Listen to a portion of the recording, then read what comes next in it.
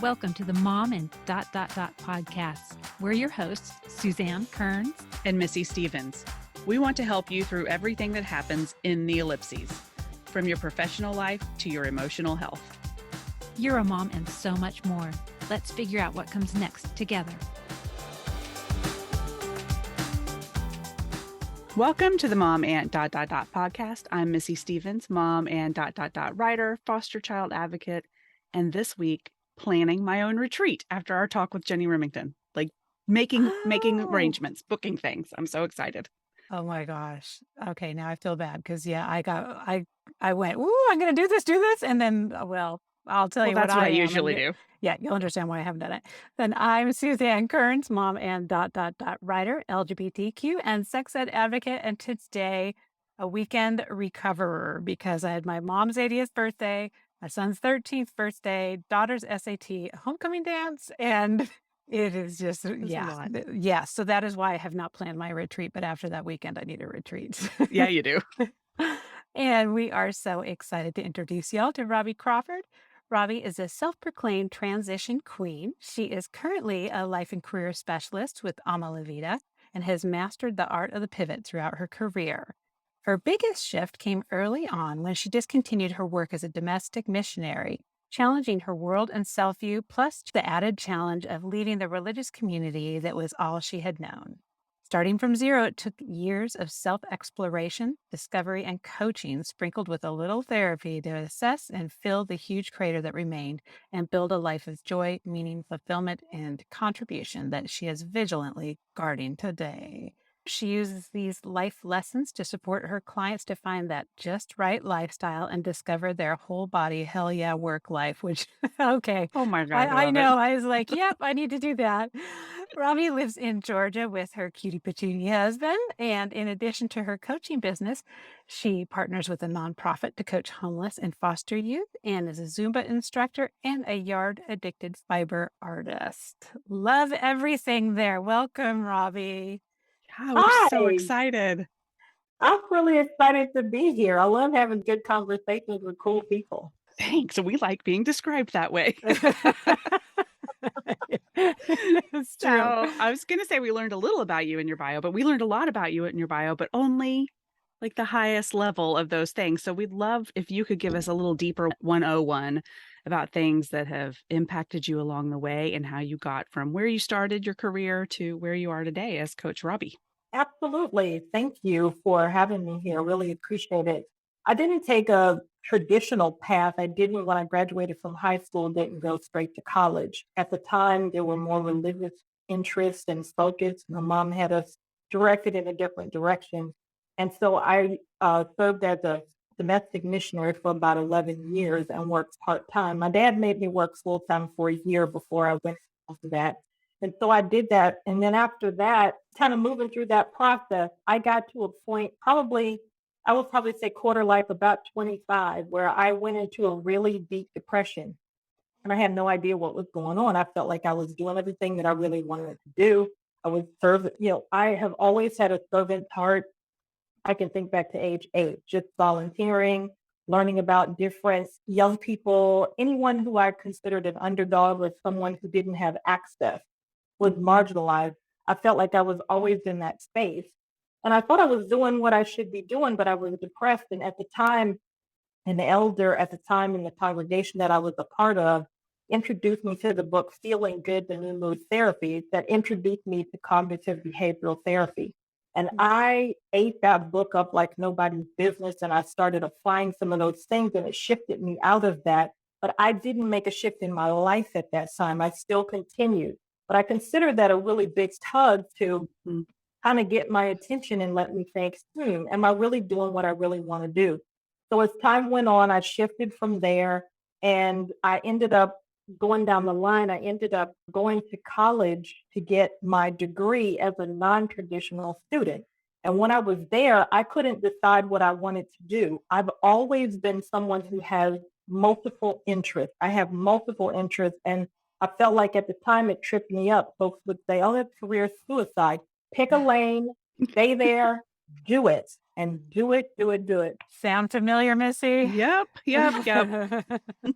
But that's not how I was wired, but I didn't understand that at the time. And No. eventually I came across one of Barbara Sher's books. The title is I Could Do Anything If I Only Knew What It Was. Yeah. And it was a chapter that talked about folks like me, and she called us scanners. And I was like, what? This is crazy. Then in 2006, she came out with a book specifically targeting scanners called Refuse to Choose.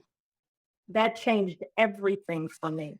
I Wow. stopped thinking about myself as there was something wrong because I couldn't focus, but I was just wired differently. And so Mhm. that meant that I needed to look at things differently. So anyway, that took me down a path. I had a challenging time trying to figure out what major.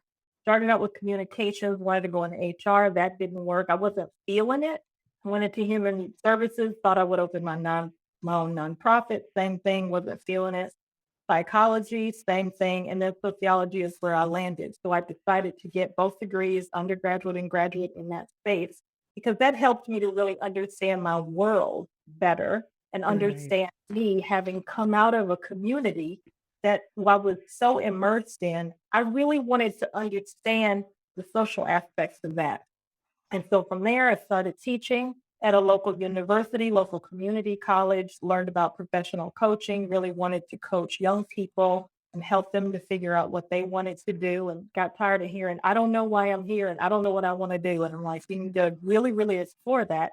And so I wanted to have more deeper conversations with them. So that's where the life coaching came in. And then from there, I've just kind of been coaching, teaching, working in the nonprofit space. Eventually learned about orange duffel bags, started working with them in 2015. And I've just been doing a number of things in that space on that path since then. Wow. I And mean, I love it. Don't you Ye- love it? I do. And I'm so curious, was there anything at this crossroads you had at quarter life, was there a particular event or anything that precipitated that? Or was it just following this feeling that you were having and just taking that next right step for yourself? Looking back at it, I think that was the first big tug for me that I wasn't really in alignment in my life and that I wasn't doing Mm. what I really wanted to do. I felt like I was responding to a lot of what I should be doing Yeah. from, family, from culture, from society. I just felt like I wanted to be at the time a good girl and do the right thing. And I think there were a lot of kids. And I think that was like the first big tug. I got another big tug that actually shifted things about, I don't know, that was 25. So I would probably say about 32, 33 Mhm. is where that other big tug, or maybe the brick upside my head, where it was like, "Listen, things are not in alignment here. You really need to do some deep explorative work here to get yourself going." And that's where I think the big shift and the big pivot happened, because I left the marriage that I was in, I left the religion, I left all of that and started from zero. And that just took me into this really, I mean, I remember going to Sedona and having this soul adventure and all kinds of things, just really diving deep to figure out what was going on with me, because I felt out of alignment, but I couldn't quite describe it or put my finger on what was happening Oh, and until of course, my next question was gonna be like, "How did that feel for you?" And then you're saying it was really hard to put your finger on it. it was. It was really hard because I really wanted to explore, and I've always been super curious. Like I said, I've always had multiple interests. So I was a reader and I'd read so many different things. So I was on the path, but I Mhm. think I took a deeper dive at that point because it was clear that there was some shifting that was really happening for me. But it sounds Yeah. like it was manifesting as kind of a depression, you said, as far as how your body was telling you, your mind was telling you. And even at that 7-year point, like 25 and then about 32, 33, there was another depression. And those are the only two times where I've experienced that. Mm. Because again, I do believe looking back that it was just an attempt. Something was trying to get my attention Right. because I wasn't feeling like I was 100% present and aligned. And I don't know if we ever feel like that 100%, but I certainly wanted to get closer to that than what I was experiencing at that time. Yeah. Yeah. Yeah. I like what you say about not being 100%. but you know when you're so far off of it, I think. Ooh, absolutely. And I so connect to that, like, just personally, I connect to that doing things because you should, because you want to be a good girl, and then having to deconstruct all of that. And Suzanne and I have both been in that in different ways, but that's part of what led to this podcast. And you talk a lot about the blind spots we have. And sometimes that stuff that's going on, like we don't really see it, we don't really understand. We are so entrenched in it that it is a blind spot for us. So can you talk a little bit about how we identify that and why that matters? I think it's important to listen when you feel out of alignment. And I think culturally, again, we're so conditioned to follow the should. I know one Mm. question I will often ask clients when we're talking about, getting them started on the path to explore what they want to do next and some of the obstacles. And there's a word association exercise that I do with them related to work, success, and money. And so I say, okay, I'm gonna use this word. And when I say the word, for example, work, what comes to mind? Feelings, thoughts, whatever. When we get to success, I often ask people, do you feel like you're successful and what's your definition of success? Oh, And the definition of success is typically rooted in what we're told from a cultural perspective. And I want to hear what your personal definition of success is, and when do you feel you're going to meet that? And when I ask the question, which is so interesting, I have had clients who have had degrees and done so many different things, and they'll say, no, I don't really consider myself successful yet. And so I feel like there's this misalignment, but we don't know what to do about it. There's this internal conflict that we have. We're not sure how to reconcile or sift and sort through it to figure it out. And I think it shows up as depression. I think it shows up yeah. as discontentment. But you keep doing what you need to do because life doesn't stop for that. It Right. has to keep Right. going. So Yeah. you just keep going through the motions. And I think it happens until Mhm. at some point you reach a point where your body says, stop, stop. Yeah. Mhm. You have to listen. Some may still not listen. And then that's where I have come to believe that we begin to see a manifestation of physical illness through some of that. Yeah. But I Yeah. think we have to listen to that, those messages when we're feeling out of alignment.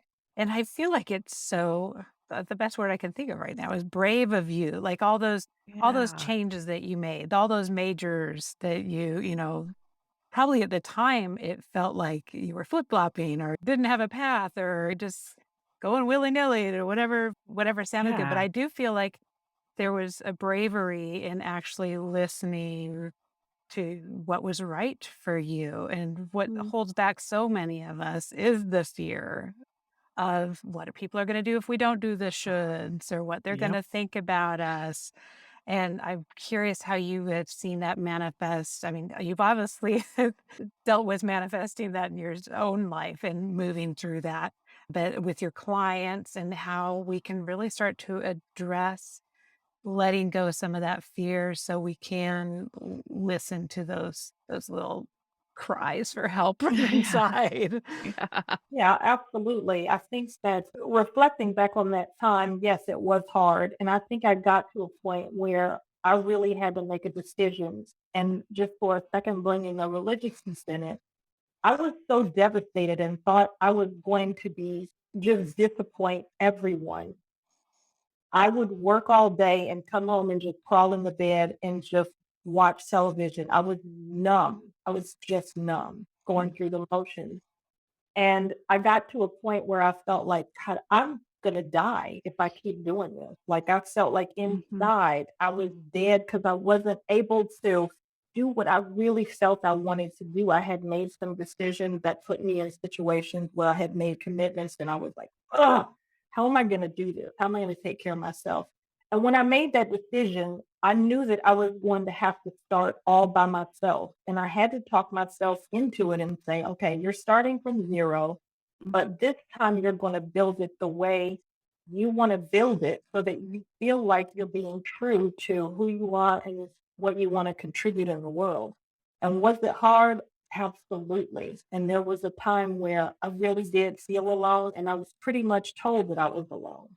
And so it was hard, but just slowly Mhm. rebuilding my community, rebuilding my life, it just felt so good because I felt like now I knew what I was here to do. I knew where I wanted to go. Not 100% again, but at least I was on the path. Yeah. As you were saying that, I had this weird visual of like someone building a house, like a house on quicksand. And like, Yeah. okay, yeah, it sucks. You got a house already, but is it really? Is it good for you? Is it safe? And yeah, it does suck to have to move over and, build this new house over here, this new life over here. It's, Gosh, and try it's a to lot of explain work. it to people who don't. Not only do they not understand, but I'm imagining, and you correct me if I'm wrong, there were probably people in your life who just didn't want this for you because it upset the apple cart of their life. Oh, absolutely. Absolutely. There was obviously folks who didn't understand. I lost my whole community, family, friends, Yeah. everyone that I was used to.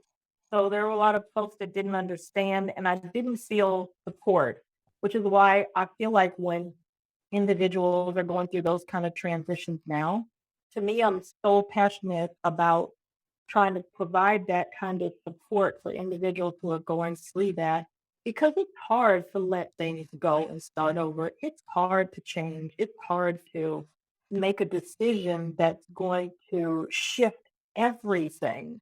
And having Mhm. experienced that, I feel like I'm more sensitive and empathetic to folks who are going through some of those really big transitions that they have to go through. Yeah.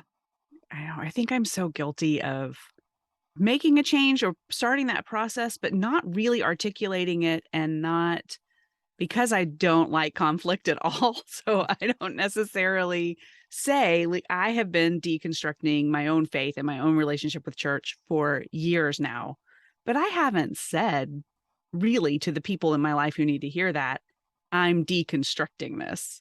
I'm just kind of doing a lot of, okay, oh yeah, no, we're not really going there anymore, and it's just that's why we need coaches, I think, is what I'm trying to get to in my rambling. But it helps to have guidance through that because we don't really know how to do that on our own. And to figure it out sometimes takes so much out of you time, health, all of that. So I Yeah. just think your idea of this whole body, hell yeah, Yeah. like I'm not there yet.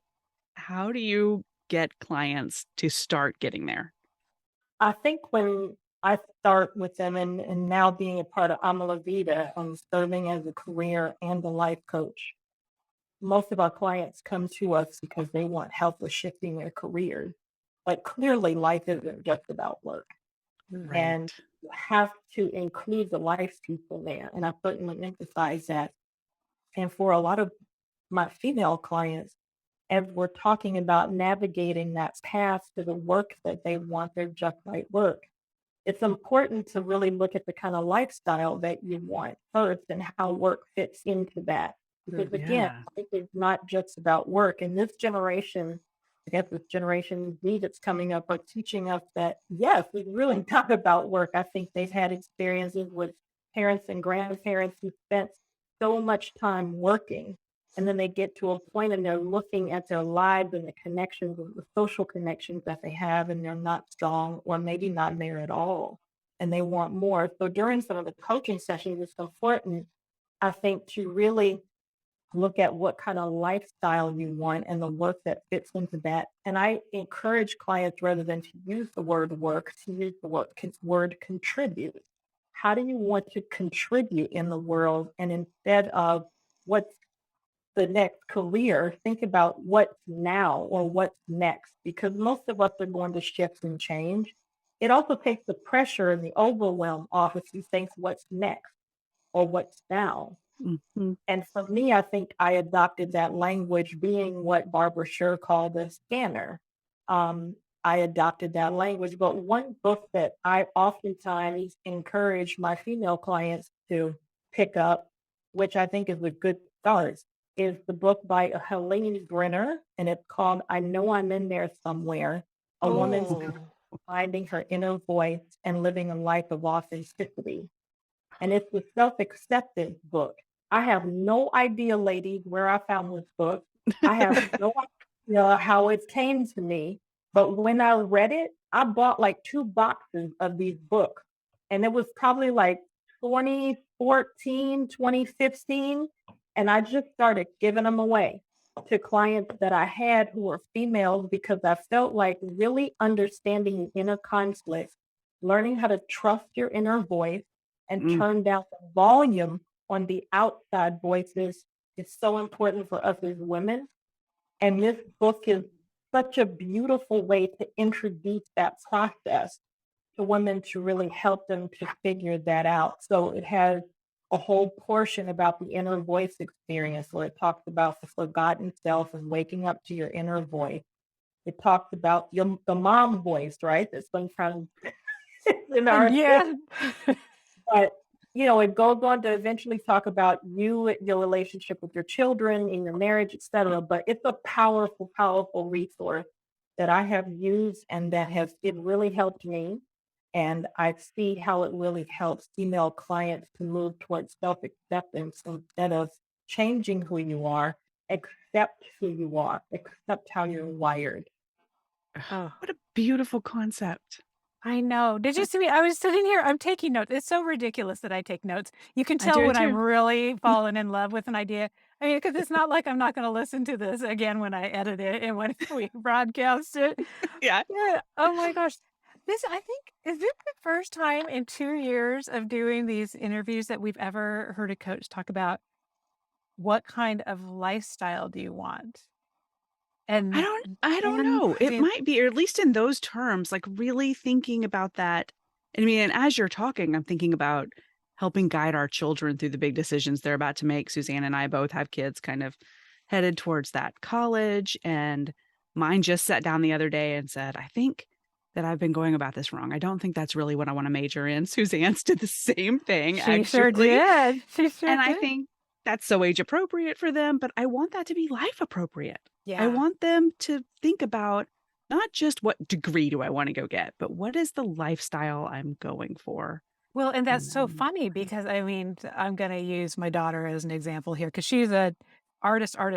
For the past year, we've so been like talented. working on a portfolio. She's been working on the portfolio. I just No, you drive too. her places to work on the portfolio, just touring art schools, all this type of thing. But then a couple weeks ago, she's like, you know what? I've really always just thought was so cool. It's physical therapy. And I was like, "What?" And I didn't mean to be like, "What?" Like, I didn't mean that, because she's very talented in very many different ways. She's a good Yeah. student, everything. So it wasn't that. It was just we were so focused on art that I was just like, "Okay." But her You thing just was blew me away a little bit. "I just love being in hospitals." Like, we Yeah. used to have to go visit her grandfather. He had had a double amputation due to complications with diabetes and a lot of time in physical therapy when he got his prosthetic leg, et cetera, et cetera. I mean, she was pretty young then, and people usually think a negative association with hospitals, like, "Oh, I feel bad bringing my kid here because, Right. it's." People always have this negative reaction, but we're saying I like that girl when she gets a blood draw, she watches. Like, I can totally see like Whereas where I'm like this. the medical and the Do your science thing over side there. of it is just part of her. And I do think that probably she didn't verbalize it that way about what kind of lifestyle do you want.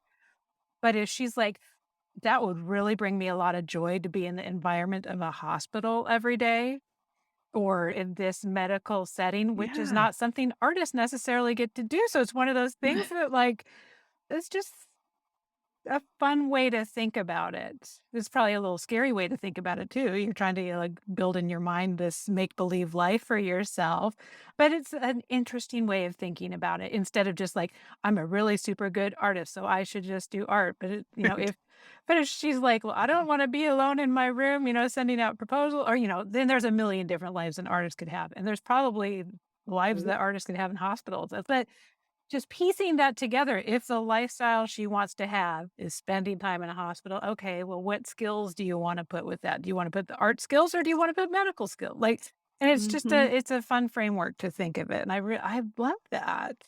Yeah. I think creative work-life design is such a powerful idea.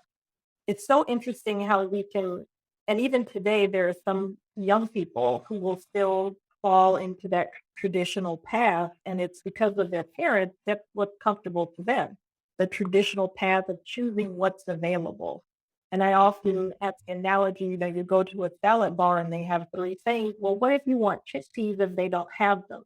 Mhm. Are you going to ask for them? Or are you just going to take what's there? And I say, ask for what it is you want. If you hear no, that's okay. But if you don't ever ask, you're not going to hear a yes.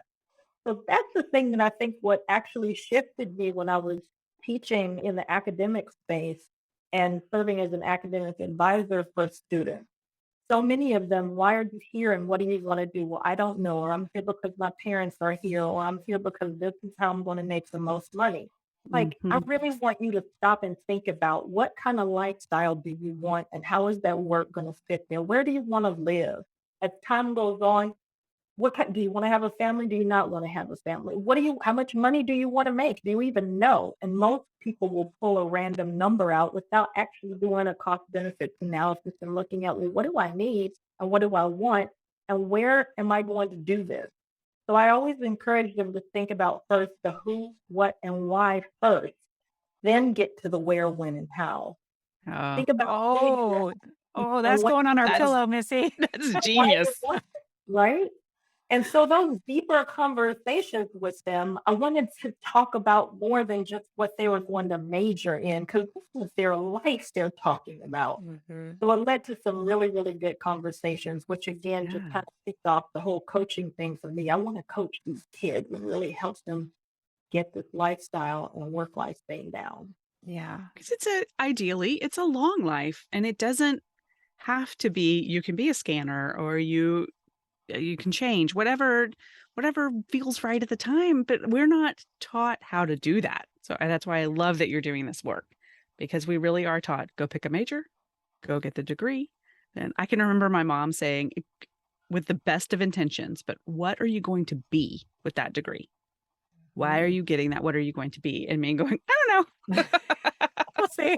Right. I And still it don't know. Guess what, Mom? I'm almost 50. Still not a clue. uh-huh. Yeah. And you can always pivot and change. You can. It's Yeah. okay. And I think that's why I was saying it was so brave of you to do so many of those major changes. Because Missy and I talk about this. Like, we maybe had a couple of friends who changed majors or changed jobs or whatever through there. But we were like, oh, no, we chose this. And, we've taken at least 4 or 5 classes that apply to this degree. We better just keep going. And it just never even occurred to me. And now every single college tour that we've done with our daughter, everybody's like, "Oh, yeah, everybody changes their degrees like 4 times." But I think we were just in a time and age where it really I think we're probably all kind of in the Gen X, time period where Mhm. I don't think it was as common, so I'm just go Mm-mm. you. You're a Yeah, you're a right. trendsetter. It was like career suicide to jump around and try to Mhm. fix things out. But I feel like since I was small, I've always kind of thought of life as just one big experiment. And I think that served me well. And even to this day, when folks feel overwhelmed and they feel nervous about making a change, just think of it as an experiment. And if it doesn't work out, it's okay. Now you know not to do that again, right? Yeah. So it gives you a little bit of, you're not so stuck. Well, what if I fail? Well, what if it's not perfect? Right? That's Mhm. okay. We're not perfect. We're not. Instead of shooting for perfection, try excellence. Or better yet, shoot for authenticity Mm. instead of perfection. Did you just see my mouth drop? I I know. love that distinction. Excellence instead of perfection. They seem like synonyms. They are not. Mhm. Yeah. Oh my gosh. And I also love the way that you phrased instead of work, like, how are you gonna contribute? Ugh. That's a really powerful reframing because I do think work is all about, like, what you get out of it.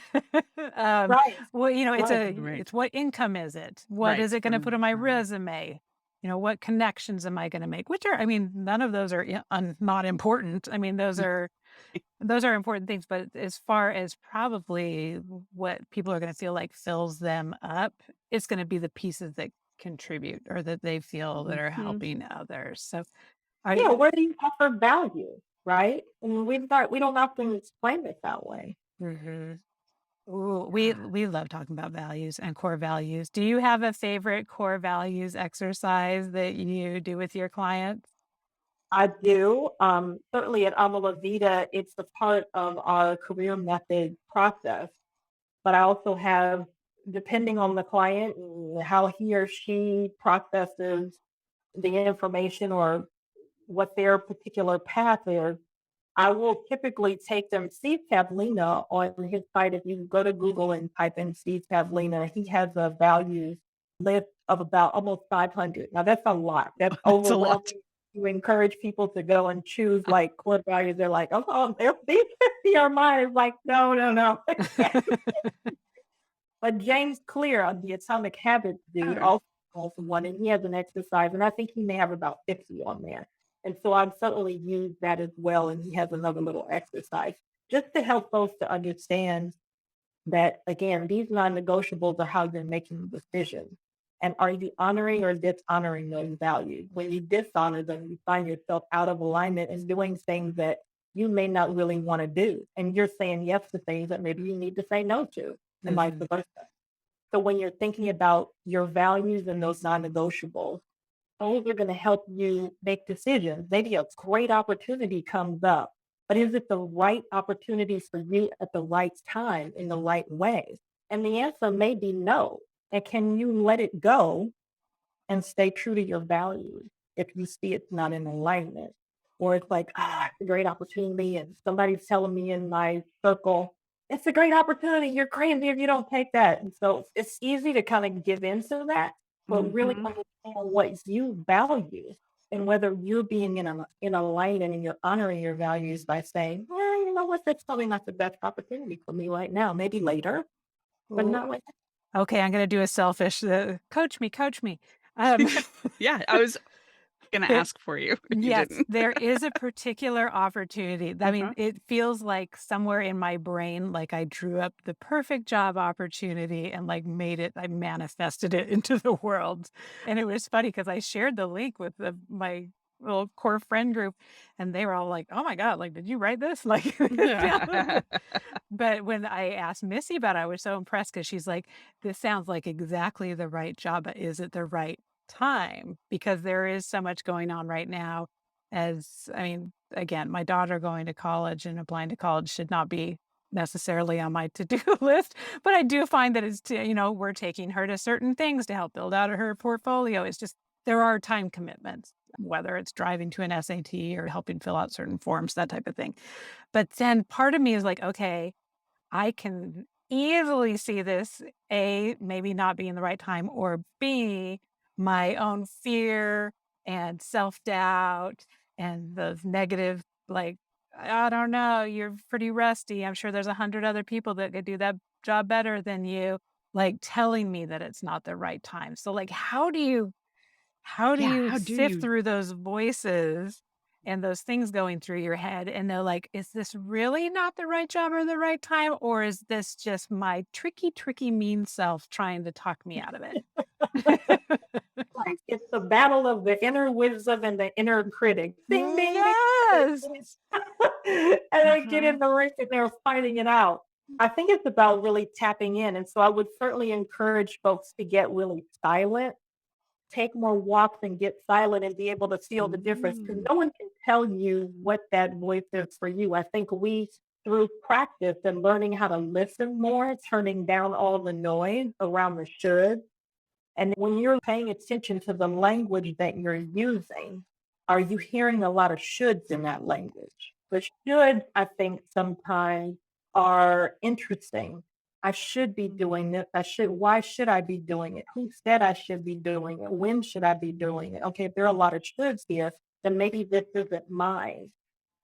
Is it yours or is it someone else's? So being able to really tap into that inner voice and know it. I go back to the book that I mentioned. I know I'm in there somewhere because she has a couple beautiful chapters in there that kind of lead you through this whole process of knowing what your inner voice is or inner wisdom. She calls it something a little different versus the inner critic. The inner critic is really just to me, going to beat you up. It's going to tell you all the things that, it'll call up fear. It'll call up, things that, I don't know, it just causes you to question your worth, your value, etc. Whereas your inner wisdom always believes in you, always knows that you have something to offer, always knows that you bring to the table. And then really looking at the circumstance and the situation, because of obviously there are other people that involved when you're making your decisions to make sure that it's the right timing. But I think it just takes a little time and practice for all of us to really tap into that inner wisdom so that the decisions that we're making are really in alignment. And the truth is, if you don't take an opportunity, does that mean that there will never, ever, ever, ever, ever be another opportunity available for you? No, Mhm. it doesn't mean that. So We're there will be so other conditioned though to be like, yeah, That was like, my one chance. oh, this is it. I have to take this chance or it's not. And that's not true. Yeah. Well, that is also a helpful reminder in case I do go for it and don't get it. So that's a helpful right. thing to remember on both sides of the equation. So yes. Again, I think I certainly believe in attraction principles and manifestation. Yeah. And I think that when things are right and it's the right timing, I think it will. And if it's not, I think it'll show up perhaps in a different way that's even better going forward. I like I've always that. done that. Oh, and now we talked a little bit about the things that we are contributing to the world. And I just want to point out, so we're so grateful for your work coaching kids experiencing foster Oh, care. God. Missy is a CASA, a court, what is it called? Court appointed Court-appointed special advocate. special advocate who works directly with foster kids. And I'm on the board of a company or a nonprofit called Caring Hope, which provides hope packs for kids who are entering foster care. It's like necessity and comfort items to get them through that first few days. And really curious what pulled you into this work and what is that role about? Talk about opportunities showing up. In 2015, when I decided to leave academia and no longer teach in that space, and I went out on my own, and I kind of kind of set things up and got a space, and I was working in collaboration with a small community of women. And there was a coach there she had been a coach with Orange Duffel Bag for a while, and she 3 times she said, "You need to pay attention to this and talk to them about it." First time, I just kind of set it aside. Second time, third time, she was like, "You need to talk to them." And I had a conversation, and it was instant connection. It was instant, "Yes, let's do it." So I started as a volunteer advocate, eventually began to contract with them as a coach. But I loved their mission, and I loved that they wanted to tap into and support teens and young adults and help coach these kids who had experienced foster care and homelessness and also low income situations, to help them to, again, identify what their ideal lifestyle is, help them to understand that, yeah, you can go to college if you want to, because so many of them had been told, I mean, what if a parent tells you you're going to be dead at 25 anyway, so what does it matter? Can you Oh, imagine a jeez. parent telling a kid that? And when Oh, you hear that, I mean, nothing shocks me anymore Nope. that I hear that Nope. some of these young people will tell me about a family situation or a situation that they'll find themselves in. And some of these situations and circumstances are quite tragic. But I love being able to be in the space to work with them and help them, talk about financial readiness, talk about values, because a lot of them, no one's ever asked them what their core values are, even help them understand, do I value things? How do I What is make that? Yeah. decisions right? What is that? Like help them to understand what it would be like to take an assessment of their life and go through, 10 different categories like a life wheel or an education wheel and look at these different areas. Really? Like I can split my life into these different categories and assess and then work on these categories and have SMART goals and achieve them and go to college. So it's been really rewarding to be a part of this program. And we coach not only as groups, and we connect with colleges around the city in Atlanta, because it's actually home base is here in Atlanta, Georgia.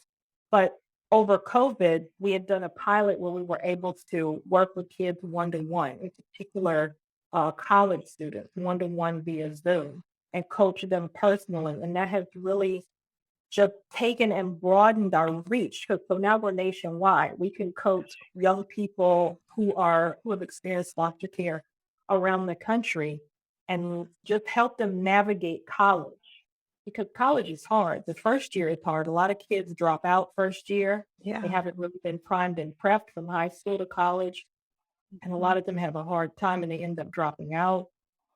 Uh, just having a hard time. And then on top of that, all of the challenges that they have around living in group homes, etc. So it's been very rewarding. And I feel like that position and that opportunity grabbed me and called Mm. me.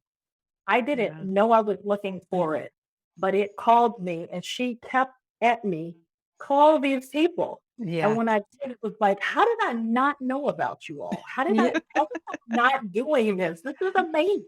And what's the name of the company again, just in case people want to donate?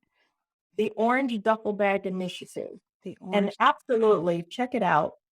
The Orange Duffel Bag Initiative, they've been around. We celebrated 10 years last year, I think in 2021 or 2020.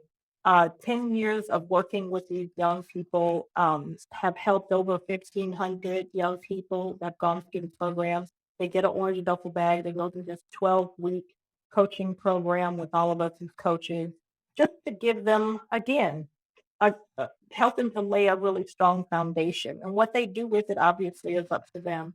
But we do our best to really support them and let them know ongoing that they're a part of Team Orange and that they can reach back. And I have students who continue to reach back even after I've worked with them and they've moved on. Oh, I could not love that more. I am terrible at regurgitating statistics, so I won't even try. But what I have learned about what happens to kids as they age out of the foster care system is mhm. gut wrenching because there are a lot of resources available. There are many Mhm. paths they could take, but most of these kids, A, they don't want to be in any kind of system anymore. They're done. And I get that. And B, no one has talked to them about what do you want your life to look at? What are your values? Any of that. Like they just don't have the tools in any way. Mhm. And it's devastating. So I love that you're It doing this. is.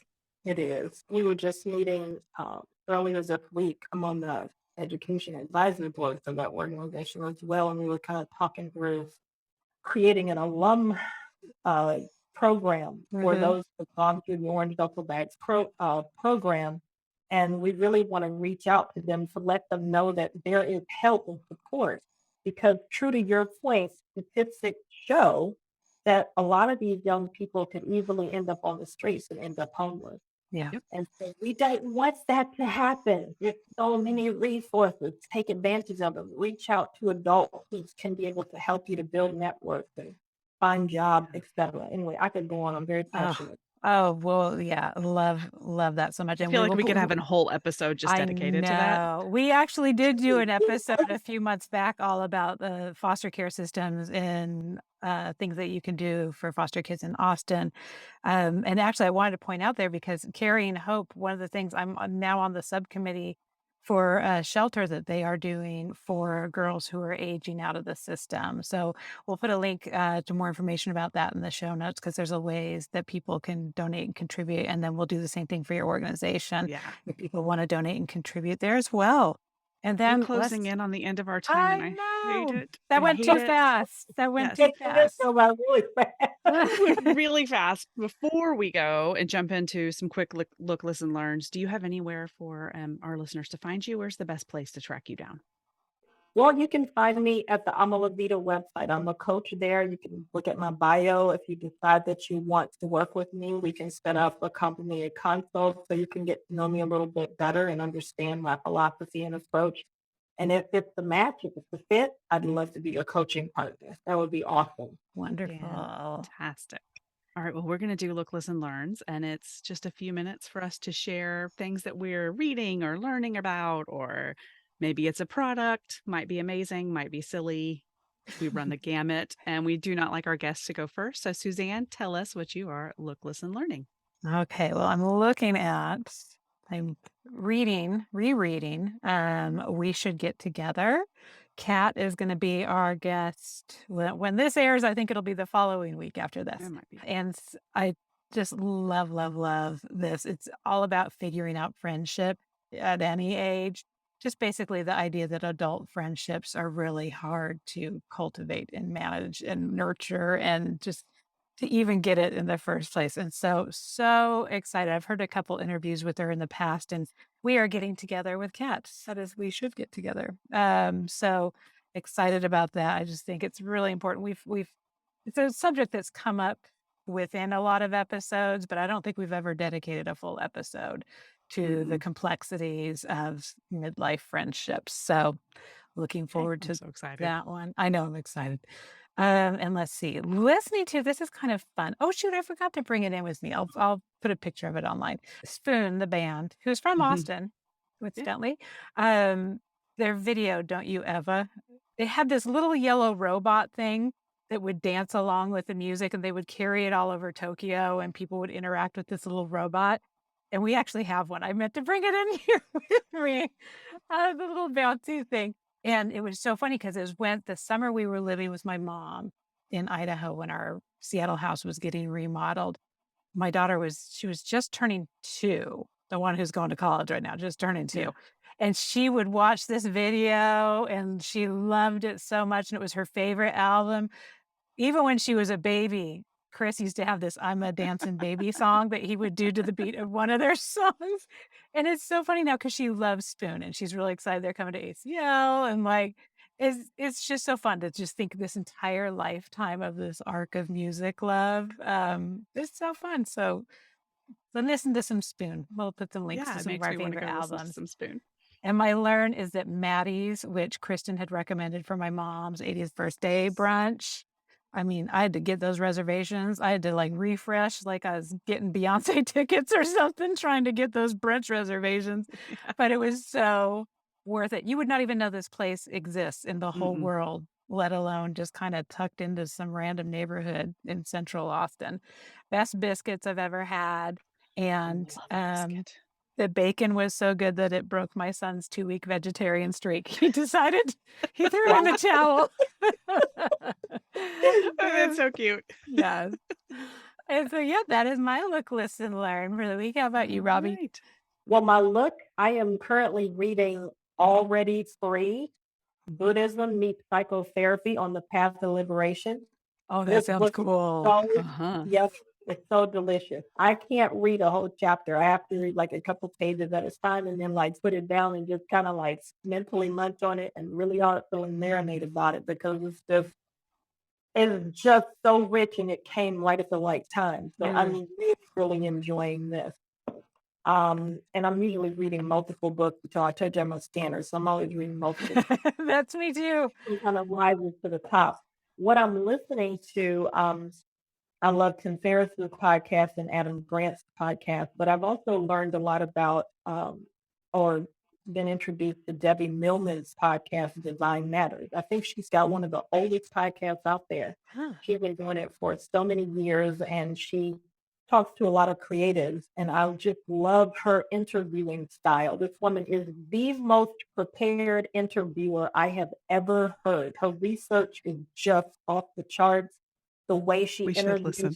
interviews folks is just amazing. So Debbie Millman and her podcast is called Design Matters. She's amazing. And what I'm learning, I am currently going through a fashion designer course. The Center of Excellence, the center is CENTRE, so centerofexcellence.org.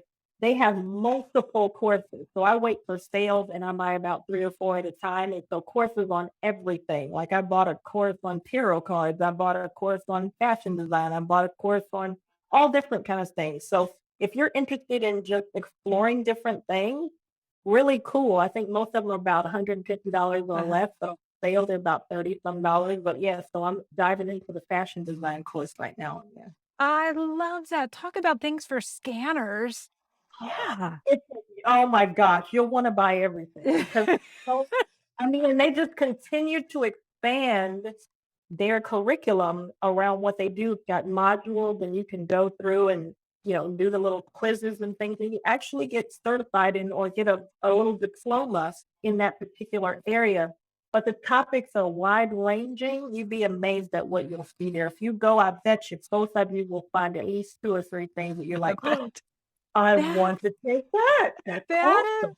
so cool. So would that be an So are we interesting going thing to for be able? students to do? Like, would that be Oh, like, I oh, bet. there's a physical therapy one to have my Yeah. daughter watch? Yep. I oftentimes encourage clients to go there if they're interested in something. I'm like, it's a little tiny investment. Mm-hmm. Go in, like I had a client who was interested in interior design. It's like, oh, I don't know. Should I not? Like, you know what? Get the course, take it, see what happens, really feel it. Like, think about how you feel emotionally, how it feels in your body. If you're excited, keep going. If you're not, you haven't lost anything. Okay, I'm writing that down again. Okay, so it's Yeah. centre like the French thing. Center. Yes, Yeah. absolutely right. Yes, I think it's actually based in the UK, actually, but it's Oh, got okay. courses across the board, hobbies and more professional courses. Check it out. It's And it's amazing. center of what? Center Excellence. of Excellence. Of excellence. Okay, thank you. Mhm. All So are right. we going to have like a Robbi designed by Robbi fashion line we get to buy from soon? That was the early aspiration that I had to do that. So I'm kind of going back full circle. And then my fiber artist thing, I get a chance to do a lot of creating. So that's fun. That is another major, again, looking at all the schools my daughter was Mhm. looking at for art, the fiber arts and stuff was something I didn't even know existed. But so of course I peek through at all the pages and stuff. It's so fascinating. I can see why you enjoy it so Yeah. much. There's a Melissa Stevens who's a famous fiber artist. And I only know that because one time years ago, I Googled myself and she came up, not me. Darn it. She does beautiful work though. So now I kind of follow along with her. It's like my poor brother, Michael Lewis, when he's a sports writer, just like the super famous Michael Lewis. No, Oh, it's no yeah. fair. Like, he took my name. All right, Missy, what about you? You look, listen, learning? Yes, I have a really silly look. Like when I get stressed, which I have been this week, and I feel like I'm just up to my eyeballs, I have realized this about myself. I go really retro. I want to watch something that I am familiar with, that I know. It's just no stress, no surprises, nothing. And one of the streaming apps, I think it was Hulu. I think I'll confirm for the show notes, but suggested the Bob Newhart show to me, and I was like, "Oh, God, I love their apartment." And I remember as a kid loving their apartment. So I'm like, I'm just going to hang out with Bob Newhart for a few days and visit the apartment. And what I would really love to find, or I guess I'm watching the Bob Newhart show where he's the psychiatrist in Chicago. I would love to find Newhart where they're the inn owners in Vermont, but it's not streaming anywhere. Oh, it's not. I used to Interesting. watch that. Yes. I just has, in case somebody's seen it, I won't spoil it, but it has the greatest show, like final episode of any TV show ever. Oh, The Newhart and he Vermont was one. married to Suzanne Plachette, right? Yeah. That's who Yeah. I'm named after.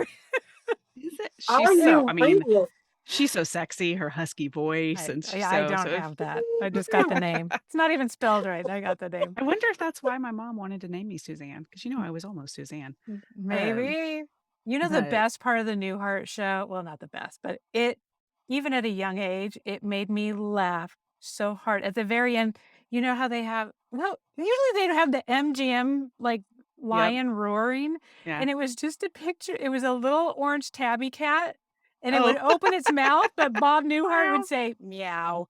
Like, so it wasn't even the cat meowing. It was Yes, Bob Newhart that's saying meow. hilarious. Oh my God. Wow. I just thought Y'all that are was taking me back. oh, that was I mean, I went in the way back machine this week, but it has been a lot of fun, and I don't feel compelled in any way to like binge the whole series. It's just like fun, go just watch a a few little nibble. episodes, and Just a yeah, little whatever. nibble. And then my learn is that we did an episode talking about creating your own mini retreat. I felt really convicted that I needed to figure something out because I have been in that feeling place of like, there's just so much coming at me and I'm processing a lot of things, but I'm not actually fully processing them and doing anything with them. So I've been down a million bunny trails, and in the process have decided I might actually pay and go on a real retreat out Ooh. of town. And in addition to creating some mini retreats for myself. So I've been like on 1,000 websites looking, but I have found one that's for women and writers, but also has like a physical health aspect to it. I will share it Ooh. in the show notes. I think I might go.